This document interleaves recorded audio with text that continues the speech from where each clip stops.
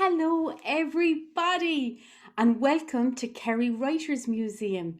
They have a story for smallies on today, the 3rd of April, Saturday, Easter Saturday. So lovely to see you. And here I am. It's great to see you, children. Today's story had to have a rabbit in it because it's Easter Saturday and there's Easter egg hunts and there's little chicks and there's stories about rabbits. So I wrote this story when I heard a whisper in my mind from a girl called Kelly. Kelly lived on the top of Shandon Street. She had a lovely little life. Her mom and dad could not wait for Kelly to be born. Her mother used to sit in her chair and say, "Oh, love, when our little girl is born, what are we going to call her?" And they had great little conversations about what they would call Kelly until they decided on the name Kelly. One day, shortly after Kelly came home from the hospital, and her mum put her down into her carry cot for a little sleep, and she went downstairs to sing a song to herself, she heard a strange kind of noise going on upstairs. So she went up and she looked in the room and into Kelly's cot. Children, do you know what was there? There was a rabbit as big as Kelly herself. In fact, the ears of the rabbit went up way over Kelly's head, and the feet of the rabbit came down right under Kelly's tiny little newborn feet. And in that way, Connie, which is the Irish for rabbit, came into their lives. After a while, Kelly began to say words. "Mama, Dada," she said, but she couldn't say Connie.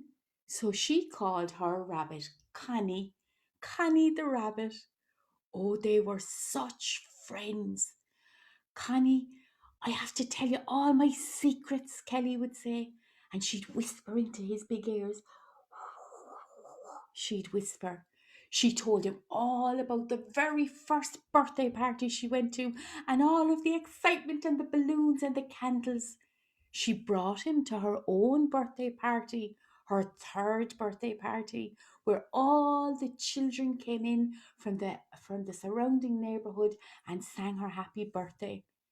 And when Connie listened, or when Kelly listened very carefully, she thought that she could hear Connie say in a very magic, whispery voice, "Brella Anna, Kelly, Brella Anna.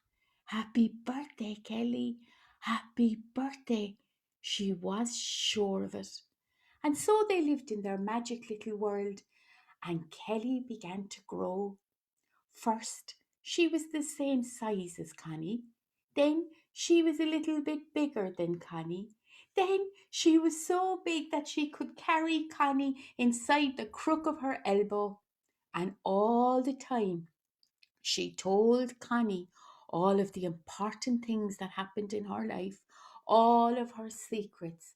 And every night, Connie and Kelly would tuck up together in bed and she'd tell him about her day and she'd listen to his little whispers. And life went on until one day, Kelly's mom came in and said, "Kelly, I have great news for you. You're going to start school. This is your last summer before you start school." "Yippee!" said Kelly, and she told Connie all her news and all about school. "Oh, Connie, wait until I tell you about school. It's a magical place. They sing songs and you learn new ones. You learn how to draw your letters and make words from them. Oh, I'll be able to read books, Connie. I'll be able to read books to you." And Connie's smile seemed to get wider still, and his eyes seemed to dance in his face. Oh my goodness. And we're going to make art, Connie. I heard that from my older cousin. We're going to make art. We're going to use paints and we're going to put on Daddy's old shirt. And it won't matter if our uniforms get paint on them or not. Isn't that brilliant, Connie? Isn't it brilliant? And Connie seemed to nod in agreement. Oh, she was so full of news about school all through that summer. And then the day came. It was Monday, the 3rd of September. She was all decked out in her beautiful new uniform, and she was after a lovely breakfast of cornflakes and orange juice. And she was just heading out the door with Connie under her arm when her mum said, "Where are you going, miss?" "I'm going to school," she said. "Today is the first day of school, Mommy." And she looked at Connie. Mommies, how could I forget about school? And her mom said, "Yeah, but you can't bring Connie." She couldn't bring Connie to school. Oh my goodness. Her heart fell right into her toes, and Connie seemed to get really sad indeed. "I'll tell you what," said Mommy. "Put Connie up on the bed and let him have a day apart from you, and he'll be able to tell you everything that he saw out the window, and you'll be able to tell him everything you saw at school. And do you know what? When you come home from school, I'll give you 2 Mikados, one for you and one for Connie. How's about that?" "Oh, I don't know," she said. And she looked at Connie, and Connie seemed to say, "All right, so." Connie always agreed with Mommy. So she took Connie up to her bedroom and she sat him up on the bed, and then she went off to school. It was as magical as she dreamed. She made a new friend straight away. Ava was her new friend. "Oh, Ava," she said, "I'm just so fond of you." And then they made friends with a little girl called Leah. Leah came from Glanmire. I know Leah too. And the 3 of them had a great time at school. They learned a new song. They learned a new way to clap their hands. They learned all about one another because they had to tell one another their news, and she told everybody about Connie. When they were going to be picked up, Amy, who was Leah's mom, said, "Would you like to come to my house and meet our little dog Belle? She's lovely." I would indeed," said Kelly. And off she went. And while she was gone, Connie waited and waited and waited and looked out the window, and there was no sign of her. But when she got home that night, she was so full of the first day at school and the visit to Leah's house and meeting Belle the dog. She just couldn't wait to tell Connie all the news, and Connie was delighted until the next morning when she went off to school. And he waited to see would she come home from school today. But no, she was after starting a ballet class with Ava and Leah, and she never came back. And he waited and he waited, and there was no sign of her. And that night, when she came in, she was so tired from all the excitement and all of the lovely ballet that she went straight to sleep. She didn't even kiss Connie good night on the cheek. And Connie could feel that his heart was getting heavy. Oh no. And so the days stretched into weeks, stretched into months, and it was coming up to Christmas. And Connie had been put on top of the wardrobe, and his ear was flapping backwards. And no longer did Kelly tell him all her news and all her secrets because she was too busy out there having all that fun. So Connie decided that he would use his magic. It was Tríochta na Conine. Conine is the Irish word for rabbit, and Tríochta is the Irish word for magic. So using his dríochta na Connie, he floated down from the top of the wardrobe. He went out through the bedroom door and down the stairs and sat next to the door until someone would open it, because that's where the magic stopped. Rabbits can't open doors on their own. Well, the postman came and he put a letter through the post box, and he spotted the little ear and he said, "Is that you, Connie? I haven't seen you in a long time." And Connie waved his little ear, and the postman said, "Oh, I never saw him move either." And then when Kelly's mom came to collect the letters, she opened the door to see was the postman still outside. And Connie took his chance and floated out through the door. And because she was so tall and Connie was so small, she never saw him. And he just waited there at the hedge and he looked at the big world. And he thought to himself, "I've been out loads of time with Kelly, but never on my own. I'm going to go on an adventure. I'm going to get loads of news. And then I'm going to tell Kelly everything, and then we'll be friends again." That was Connie's plan. So he made his way to the front of the garden, and then a little friendly dog picked him up in his mouth and went and took him off down the road. Now Connie, who could understand dog, understood him to say, "Hello, how are you? I often saw you with your little girl. I don't see you with her anymore. Where are you going and where can I take you?" So Connie said, "Could you take me to Fitzgerald's Park?" Some of our happiest memories are in Fitzgerald's Park, said the dog, which means indeed and I can, indeed and I can. But just as they were getting to the gates of Fitzgerald's Park, he heard somebody call him and he dropped Connie on the floor and he took off down the road. And then this woman who was bringing her messages home, and she was carrying them home like this, they were really heavy, and she was really, really old. She spotted him on the ground and she said, "Oh, Connie, Conas a tatu." And he just looked at her like that and he hoped that she would bring him home. And she looked at him and she seemed to see into his heart and she said, "I know you want to come home with me, but my bags are very heavy." So then he used his Conín na dríochta to make the bags as light as a feather. And she went, "Whoo," and the bags went up. She was like, "What happened?"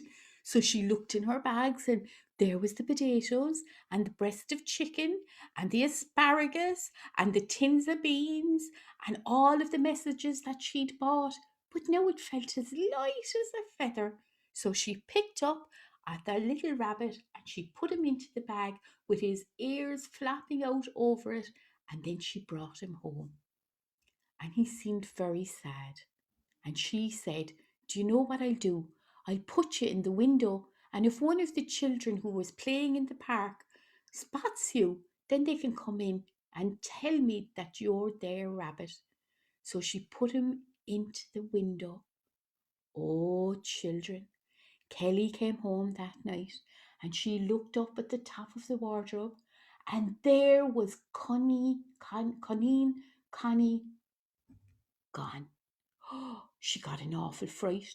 She'd never come into her bedroom and not had Connie there. Never since the time she was born, since the time she could remember. So she looked under her pillow. Connie wasn't there. She looked under her bed. Connie wasn't there. She looked up on top of the wardrobe again. Connie wasn't there. So she said, "Mom! Where's Connie?" And her mom said, "Oh, I think I saw him by the door today." So they went and they looked at the front door, no Connie. They went out into the garden and under the hedge, no Connie. They went into the kitchen, no Connie. They went out the back garden, no Connie. "Mom, where's Connie?" said Kelly. And her mom said, "But you haven't had much time for Connie over the last while. We thought you were growing out of him." "Mom, I'll never grow out of Connie," said Kelly. "Well, I'll tell you what you do," said Mom. Go to bed and see if you can dream all about him, and that might tell us where he is. So she went into bed and she put the duvet over her. And it took her ages to go to sleep because she never went to sleep without at least seeing Connie.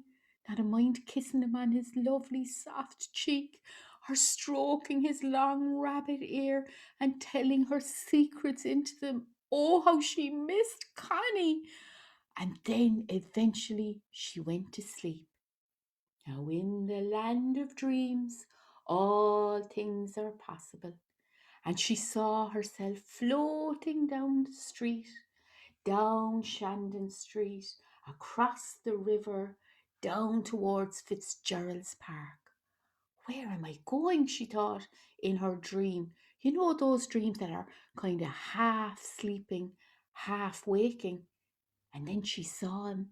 She saw his little face looking out through the window, and he was tapping with his little cloth paw.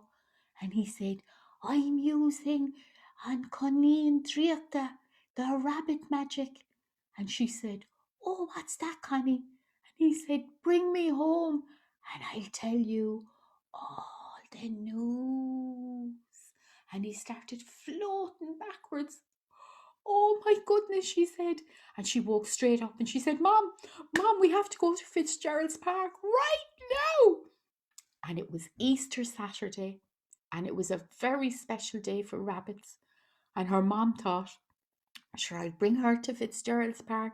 It might distract her from the fact that Connie is nowhere to be found. And as they were walking up the little lane to the gate of Fitzgerald's Park, she saw one of those big old houses.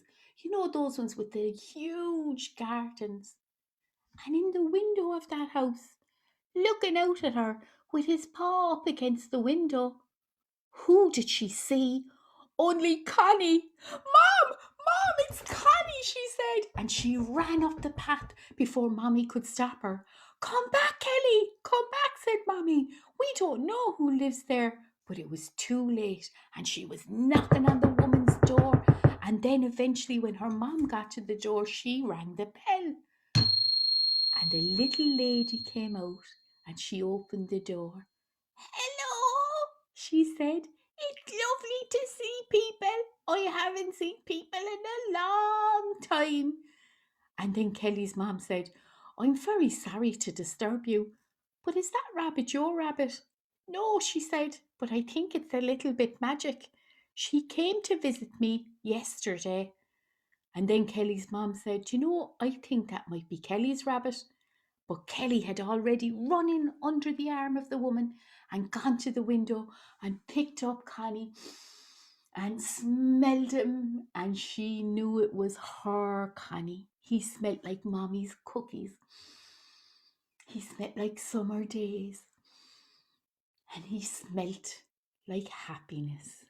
And she took up his long ear and she said, Connie, I'll never again not kiss you good night. I missed you so much. And Connie whispered, Ta on his arm, the happiness is upon me. And they all went home. And you know what happened? That little old lady became their great friend. And every week, when they'd go to Fitzgerald's Park, they'd knock on her door and she'd come too. Isn't that a great story? A lovely Easter story. Kelly and Aunt Connie, or Connie as she used to call him. Happy Easter from everybody at Kerry Writers Museum. Talk to you again tomorrow when I'll be telling you my monthly story.